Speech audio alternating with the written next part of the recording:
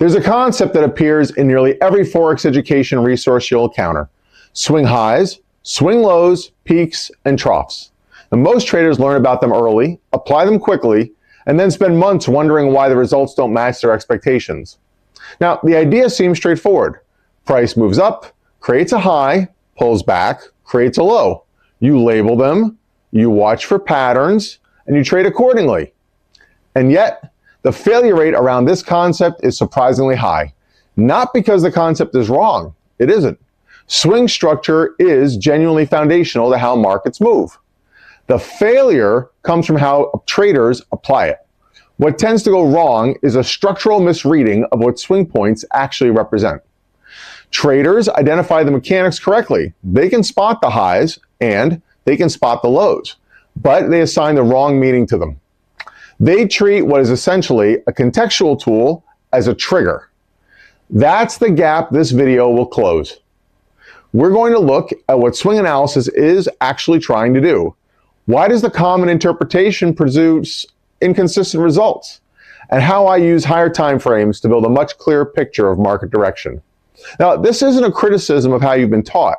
The way swing structure gets introduced to most traders almost guarantees this misreading. Understanding why that happens is part of correctly understanding the concept. Let's start by being fair about the logic. When traders learn about swing highs and swing lows, they're usually taught something like this: identify a peak, followed by a pullback. Identify a trough, followed by a bounce. Use the pattern of those peaks and troughs to determine what the market is doing. Higher highs and higher lows, the market is rallying. Lower highs and lower lows, the market is selling off. No clear pattern, the market is neutral. The framework is accurate. It's also genuinely useful when applied correctly. The appeal of this approach is obvious. It works directly from price. There are no complex inputs required. You look at the chart, you label the turns, and you draw a conclusion about direction. For traders who have spent time with lagging indicators or complex systems, this feels like clarity. You're reading the market directly. There's also a satisfying internal logic to it. If the market just made a new high and is now pulling back, and that pullback holds above the previous low, that's evidence the buyers are still in control. So when traders learn this and begin applying it, they aren't doing something irrational. They're following a framework that genuinely describes how markets move. The issue isn't the framework itself. The issue is what traders then do with it, and more specifically, on the time frame they apply it, and whether they're using it to read context or to generate triggers. The most common way this framework gets misapplied is on shorter time frames, and the most common mistake is treating each new swing as a meaningful structural signal. Here's what happens in practice. A trader watches a 15-minute or a 1-hour chart, price makes a high, retraces, holds, then pushes back up. And that looks like a high or low, so they enter long.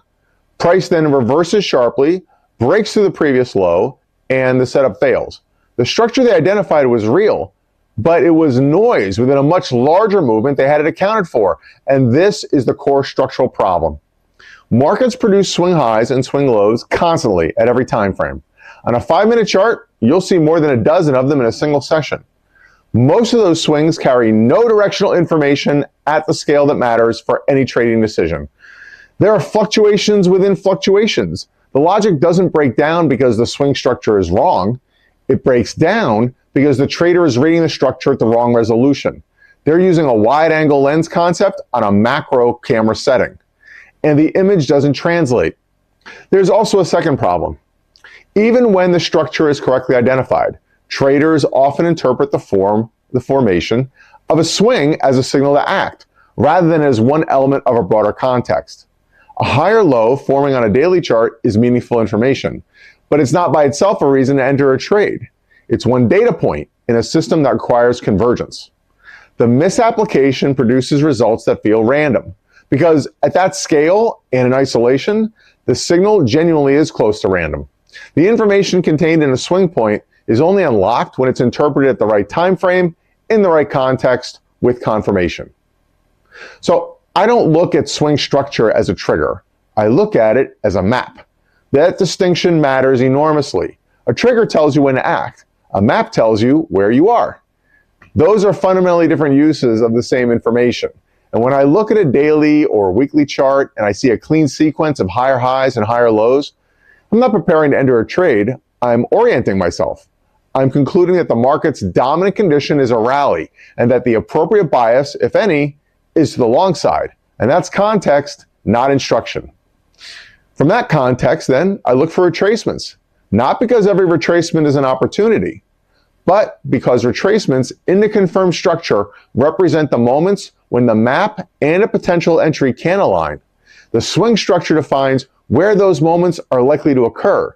The confirmation determines whether acting is warranted at all. There's something that often gets lost in the conversation.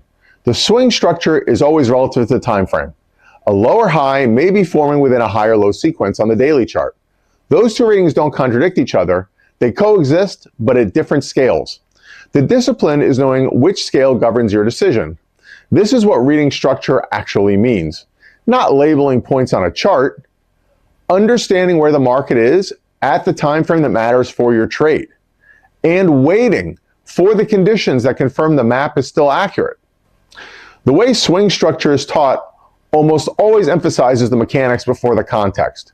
You learn how to identify a swing high, you learn the pattern that defines a rally, you learn where stops might logically go. All of that is delivered as a complete system, and it looks complete because the visual logic is coherent. The chart examples in tutorials are usually clean. The swings are obvious, and the patterns are clear. But real markets are much messier. The swings that matter are often separated by significant time and noise. The patterns take longer to develop and longer to confirm. That gap between what the tutorial shows and what the live chart looks like leads traders to either force the pattern or to keep looking for cleaner conditions that rarely arrive. There's also a simplicity bias at work. The swing structure is one of the most visual, most intuitive approaches to reading a chart. That visibility makes it popular. But popular concepts get simplified in transmission. And occasionally, when the conditions are right and the time frame is appropriate, the swing structure produces accurate readings. Those successes reinforce the approach without reinforcing the conditions that made it work. So the misapplication continues, because enough of the time the framework produces a correct result, by coincidence, or by incomplete reasoning that happened to align with something real. At position trading timeframes, the swing structure becomes genuinely powerful, because the noise that distorts lower time frame readings largely disappears. At this scale, each swing represents a meaningful shift in supply and demand. A high or low on a weekly chart isn't a random fluctuation. It reflects sustained buying pressure that absorbed whatever selling was present and pushed price back upward.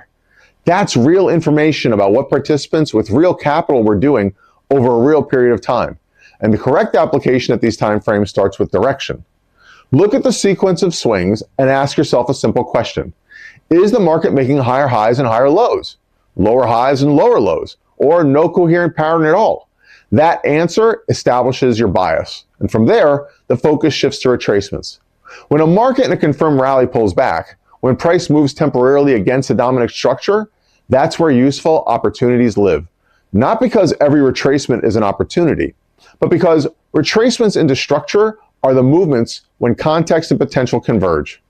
What confirms a retracement into swing structure is external to the swing structure itself. A momentum indicator showing bullish divergence at a swing low, a candlestick pattern suggesting the retracement is exhausting, a chart pattern resolving in the direction of the prevailing structure. These are the elements that transform structural context into a qualified consideration. Position trading also demands patience with this process. Weekly swings may take months to complete. A retracement that appears to be resolving on Tuesday may not actually confirm until the following week. The discipline is to let the structure mature before drawing conclusions, and to let confirmation develop before acting. Swing highs and swing lows are amongst the most durable tools available to a Forex trader. The information they encode about market direction and structure is genuine, and it has been consistent across decades of market behavior. That durability is worth taking seriously. But durability doesn't mean simplicity. And the error most traders make is treating a contextual tool like a mechanical one. They learn the labels, apply the pattern, and expect the result. What they're missing is the layer beneath. the understanding that swing structure tells you where you are, not what to do. At position trading timeframes, the approach becomes cleaner.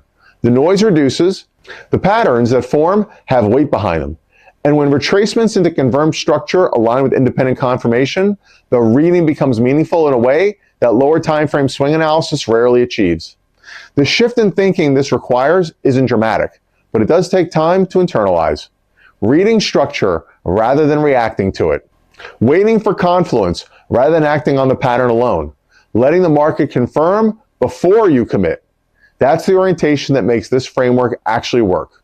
Now, if you want the complete breakdown, how swing structure integrates with direction, confirmation, and retracement trading, I have a complete article on positionforex.com called How to Trade Swing Highs and Swing Lows, 3 Essential Rules, and I'll leave a link in the description. Until next time, thank you, and best to your trading.